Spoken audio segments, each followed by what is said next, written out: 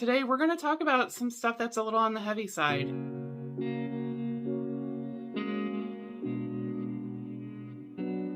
Hello and welcome back if you've been here before. If you have not, my name is Holly. Weight loss is hard on its own, and then when you add, a tremendous loss and sense of grief or any other traumatic event, it just makes everything so much more difficult, and just managing is not easy by any stretch. And you kind of have to want to lose the weight, or at least stay where you're at, more than putting more weight back on or just giving up altogether. Today I'm just going to share with you what I've been trying to do to manage. In the first few days, the stress of it, I just really didn't eat much, and then I just wasn't good about wanting to eat good, nutritious food. That's not an uncommon phenomenon when you experience loss or heartache or anything like that. So, first of all, give yourself some grace if you're also feeling that way. And then I went into about a week or two of just not eating well at all. And I don't think I meant to overeat, but I did, because I put some weight back on. It was just whatever was convenient, whether it was running to Popeyes or, actually I don't think I went to McDonald's, but I think I went to Taco Bell a few times, just the grab and go stuff, because, I still am, even now it's been close to a month and I'm still struggling to even want to just do easy cooking. As you know, I have chosen Weight Watchers, and I chose that before I experienced this loss. And of course, part of me really wanted to do what I have done in the past, which is, I can't do anything good for myself, why bother, and just totally give up. I've done that so much, and I'm at a point where, yes, I'm struggling, but I still want to somehow power through, even if it's not perfect, and even if I put some of the weight a little bit back on that I had lost, and just trying to navigate this, because this is all a total learning experience for all of us and what works well for us. And I'm just sharing what's worked for me. I am obviously by no means any kind of grief counselor or psychologist or doctor or anything like that. So if you're really going through something and you need someone to talk to, by all means, seek that advice, I guess would be the first step. I am lucky in the sense that my work as part of the health benefits program has two coaches that can help you through different things. One is a nutritionist, and she's fabulous and has great ideas, and then the other one is more behavioral. And so I'm very fortunate that I can schedule time with her and just,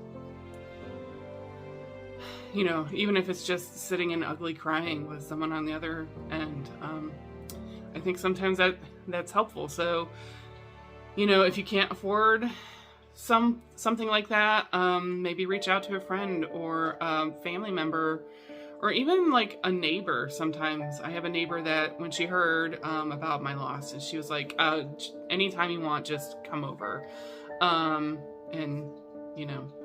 get it out. If you need a hug, whatever, she's willing to be there for me.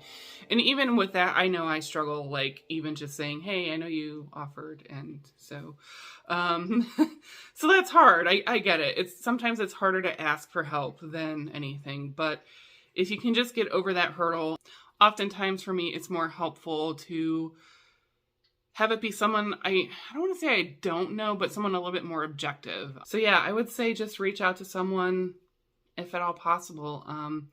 Even a human resources manager or generalist, sometimes they're just willing to just listen, and getting those things off your chest, whether there's guilt associated or anything, it can be super helpful. The other thing I kept doing was I at least kept my tracking streak on Weight Watchers, even though I wasn't tracking very well or completely throughout the day, which I know isn't probably the best way to continue, but I still wanted to keep into the habit of doing some sort of tracking of at least something that I had eaten, just so that the habit is still there. And also, like, I feel like if I broke my streak, that would probably be even more defeating in a time like this. With Weight Watchers, there is a totally, I guess, a non-judgmental approach of, yes, there are better quality foods, and it's fantastic if you can have all these super low point,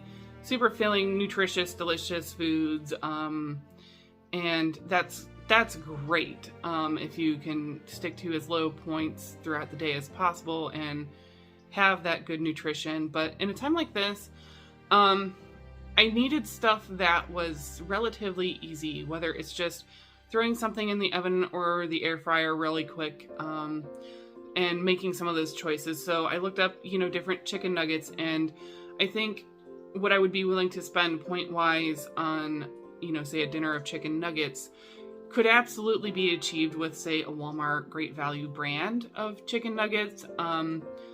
But I also recognize that if I was super hungry and I might want a bigger portion, I would spend a little bit more, and the bag is a little bit smaller.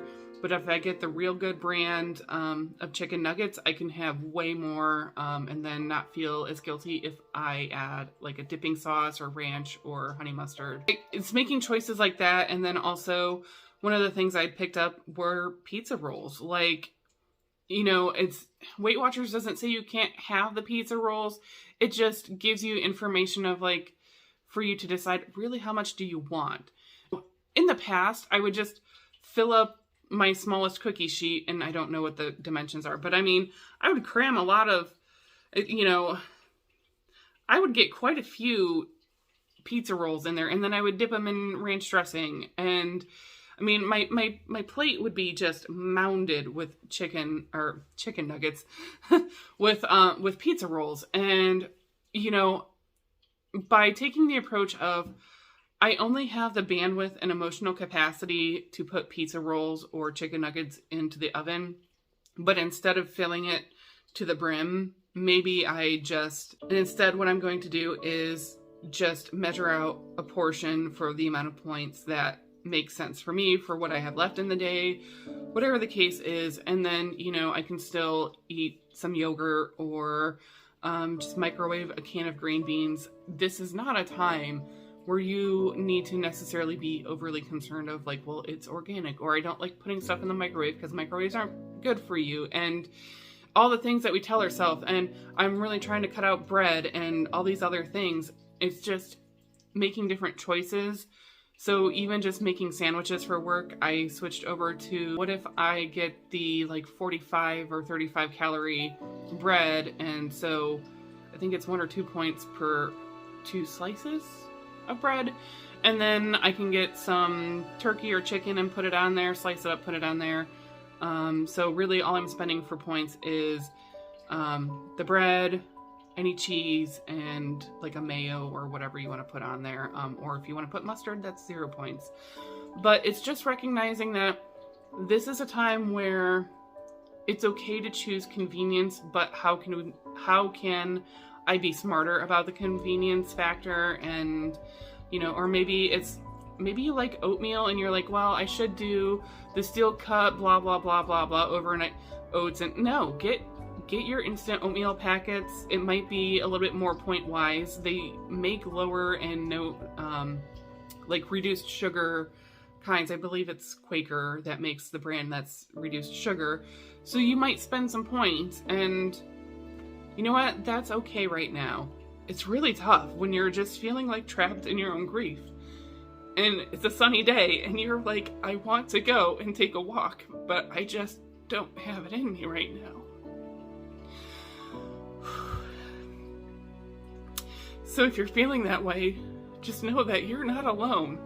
This happens to just about, I don't want to say everybody at some point. I can't speak for everybody, but this is not an uncommon phenomenon.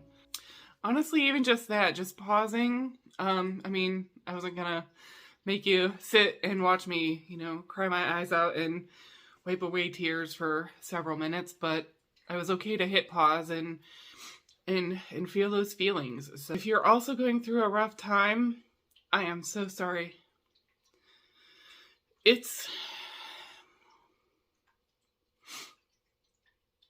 We know these things exist in life, We know we're going to experience them.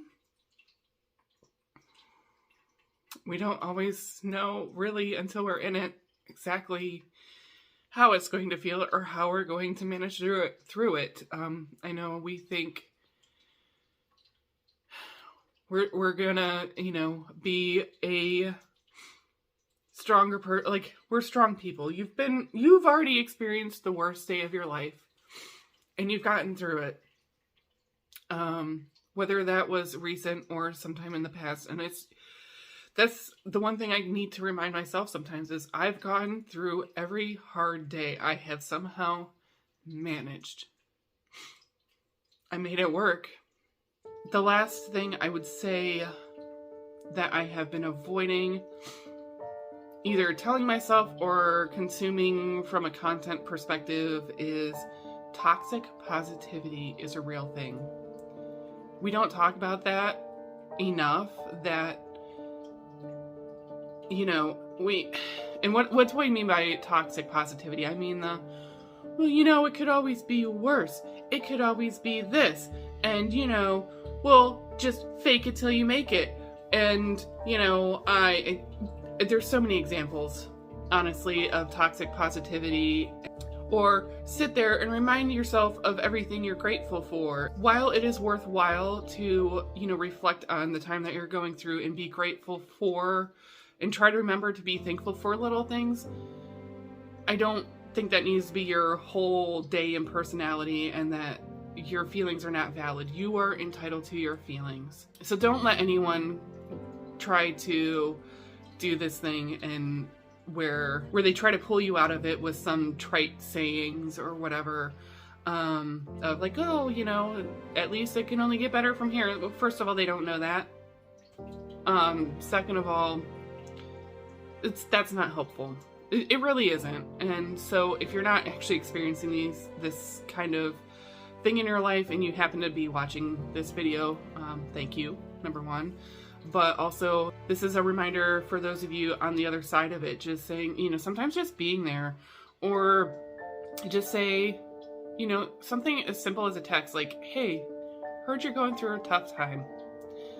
Let me know if you need anything. Or, hey, do you want some distraction and go out to dinner, or whatever. I think it's more helpful for me personally if the people I'm around, even if they understand that I'm going through a tough time, if they provide me with a more normal experience, that distraction it helps. It helps pull me out of the wallowing, and even if I'm crying like I am right now, and they just ignore it, that actually is easier for me. I know everyone's going to be different in that. If you're on the other side, maybe, don't make a whole production or anything. I think I just don't like the attention on me, honestly. Like this is super, I feel super on display right now by even recording this video. But if it helps even just one person get through what you're getting through, I'm okay with that. And we can cry together. I just wish you peace and love, and a reminder that you'll get through this, and just do the best you can. That's all. Just make it work.